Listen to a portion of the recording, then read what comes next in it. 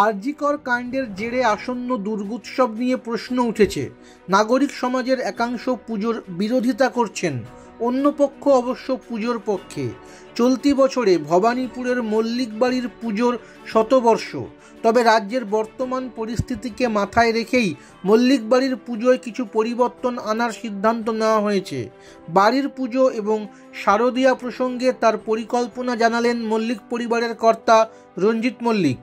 এই বছর মল্লিক বাড়ির পুজো অনাড়ম্বরভাবেই পালিত হবে। প্রতি বছর ভবানীপুরের এই ঐতিহ্যবাহী পরিবারের প্রতিমা দর্শনের জন্য দর্শনার্থীরা ভিড় করেন। তবে এবছর তাদের হতাশ হতে হবে, কারণ মল্লিক বাড়িতে পুজোর সময় দর্শনার্থীদের কোনো প্রবেশাধিকার থাকছে না। হঠাৎ এই সিদ্ধান্ত কেন? রঞ্জিত বলেন, আমাদের পুজো দেখতে প্রচুর মানুষ আসেন, তাদের আমরা খুবই ভালোবাসি, কিন্তু এই বছর মন ভালো নেই।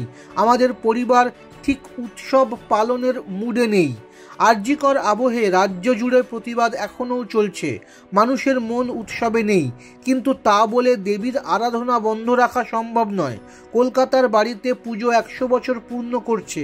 তার আগে এই পুজো হতো গুপ্তিপাড়ায় রঞ্জিতের পৈতৃক বাড়িতে।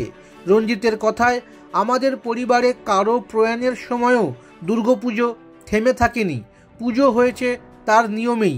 এবছর আমরা পুজো করব, কিন্তু কোনো উৎসবে সামিল হব না।